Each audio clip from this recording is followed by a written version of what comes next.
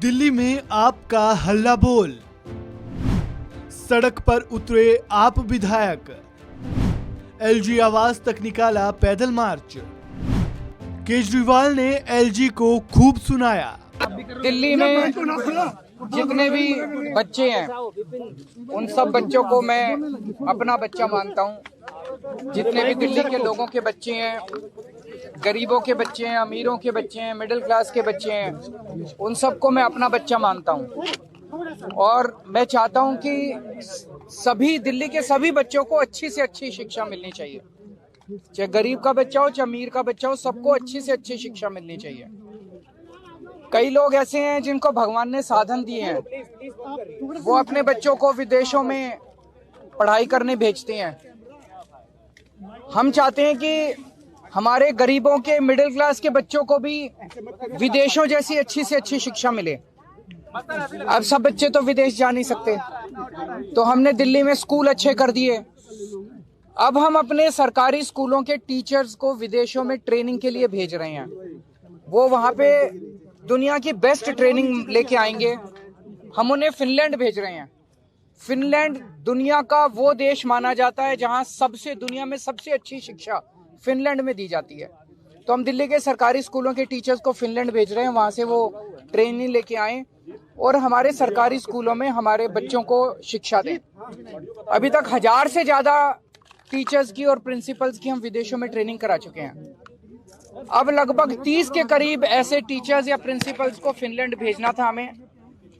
LG साहब ने order कर दिया कि ये फिनलैंड नहीं जाएंगे और देखो अगर इनको इंडिया में ही कहीं ट्रेनिंग करा दो। ये तो ठीक नहीं है, ये तो बिल्कुल गलत है।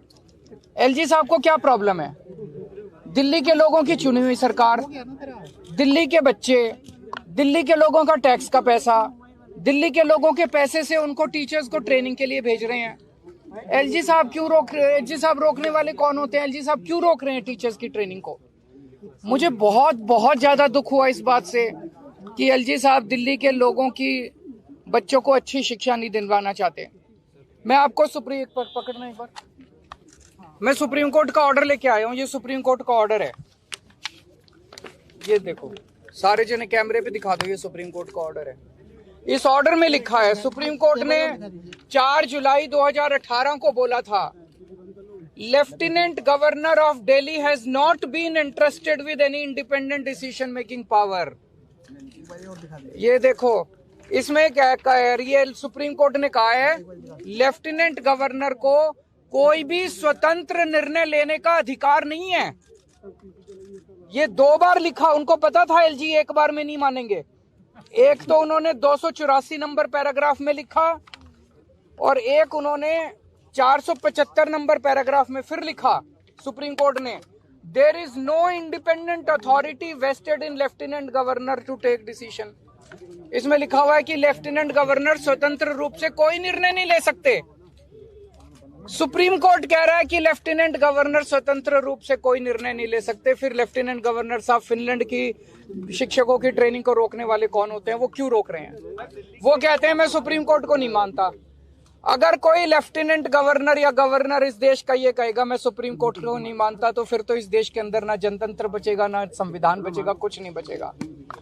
हमें बेहद दुख है कि आज हम सब लोगों को, दिल्ली के मुख्यमंत्री को, दिल्ली के सारे चुने हुए विधायकों को एलजी हाउस मार्च करके कोई बड़ी चीज के लिए नहीं जाना पड़ रहा है। मात्र इस चीज के लिए जाना पड़ रहा है कि एलजी साहब हमारे शिक्षकों को फिनलैंड ट्रेनिंग के लिए जाने दो, उनको मत रोको।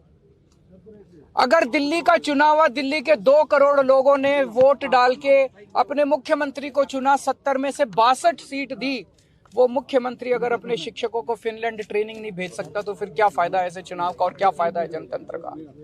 अभी हम सारे जा रहे हैं और मैं उम्मीद करता हूं कि एलजी साहब को अपनी गलती का एहसास होगा और वो शिक्षकों को ट्रेनिंग के लिए जाने दें।